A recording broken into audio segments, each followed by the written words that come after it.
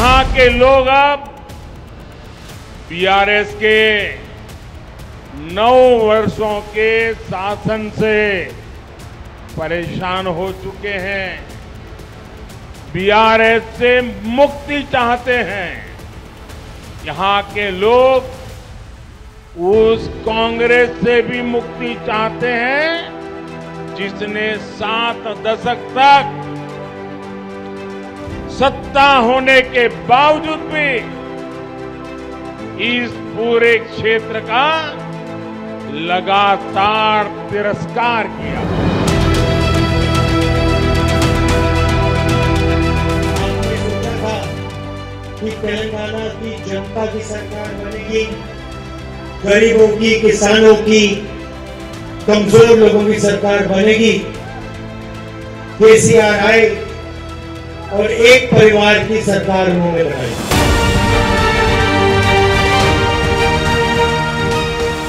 जिस तरीके का अमन और चैन 10 साल से यहाँ पे हमने कायम करके रखा है, आज हिंदुस्तान के किसी भी रियासत में नहीं है। तेलंगाना में 30 नवंबर को चुनाव है। जैसे जैसे चुनाव का वक्त करीब आ रहा है, सियासी तपिश बढ़ती जा रही है। इस बार हवा बीजेपी की ओर है। तेलंगाना के लोग बीजेपी से उम्मीद लगा रहे हैं। 2014 में अलग राज्य के रूप में तेलंगाना के गठन के बाद कांग्रेस और बीजेपी के लिए हैदराबाद की कुर्सी दूर की कौड़ी साबित हुई है।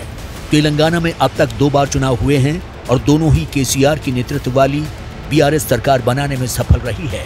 2014 में हुए पहले विधानसभा चुनाव में बीआरएस को 63 सीटें मिली, कांग्रेस को 21, टीडीपी को 15, एआईएमआईएम को 7, बीजेपी को 5 सीटें और अन्य के खाते में 8 सीटें गईं।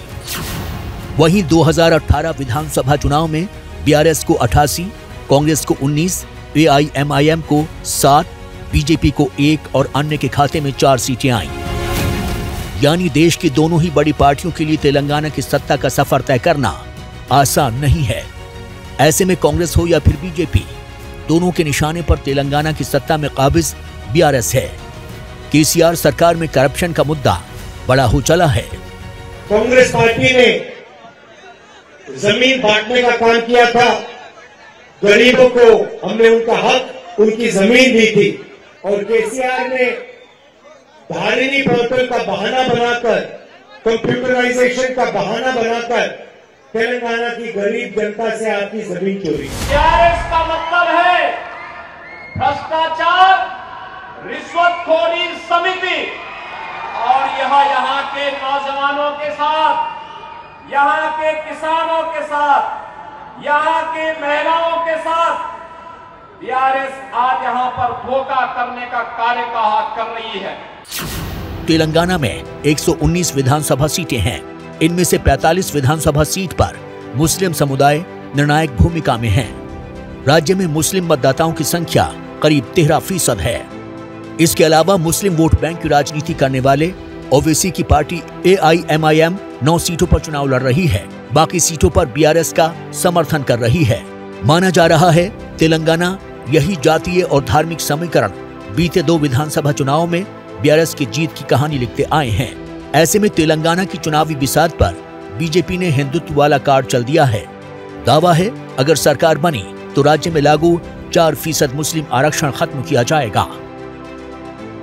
रिलीजियस रिजर्वेशन केसीआर ने पूरे देश में एक ही राज्य ऐसा है जहां रिलीजियस रिजर्वेशन दिया जाता है। हम ये मुस्लिम रिजर्वेशन को समाप्त कर ये 4% SC, ST और OBC का रिजर्वेशन लाएंगे और न्याय देने का प्रयास भी करेंगे।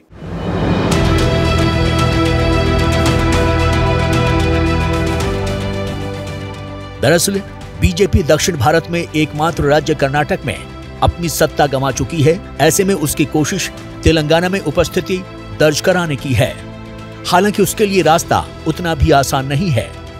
यही बात कांग्रेस पर भी लागू होती है, जो बीते 2 चुनाव में बीआरएस के बाद दूसरा बड़ा दल तो रही है, लेकिन सत्ता की रेस में काफी पीछे नजर आई है। इस चुनाव में भी बीआरएस का मुकाबला कांग्रेस से माना जा रहा है। तेलंगाना में कांग्रेस करप्शन, किसान और बेरोजगारी को मुद्दा बना रही है, जिस पर बीआरएस नेता केटीआर ने चुभने वाला हमला बोला है। Rahul Gandhi is, jobless today because, he is lost his job in 2014. He and his party have lost their jobs in 2014. That's why उनको अभी आज याद आ गया बेरोजगारी। तेलंगाना चुनाव में कुल 2290 उम्मीदवार अपनी किस्मत आजमा रहे हैं, जिनके किस्मत का फैसला 30 नवंबर को राज्य के 3 करोड़ से ज्यादा मतदाता करेंगे। हालांकि तेलंगाना विधानसभा चुनाव के नतीजों के लिए ज्यादा इंतजार नहीं करना होगा, क्योंकि वोटिंग के 2 दिन बाद ही 3 दिसंबर को काउंटिंग होनी है, जिससे पूरी तरह साफ हो जाएगा कि तेलंगाना की जनता को किस पार्टी और उनके नेताओं के बयानों पर भरोसा है।